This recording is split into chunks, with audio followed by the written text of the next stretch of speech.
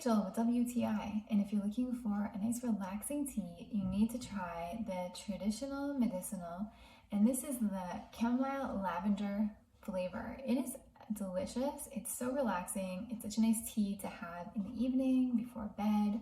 I love that it's organic, and I like the box that it comes in. It's really easy to get out. I think this is the perfect tea to have before bedtime.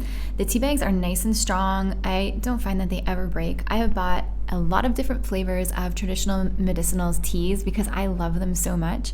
So what I'll do is I'll pour some boiling water or nearly boiling into a cup, and I'll let it steep for about 5 minutes. I love that traditional medicinals uses organic products, so the quality is excellent.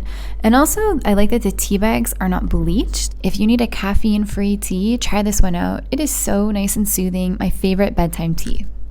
So if you're looking for a unique flavor of relaxing tea, definitely try the chamomile lavender by Traditional Medicinals. I love it, and that's my point of view.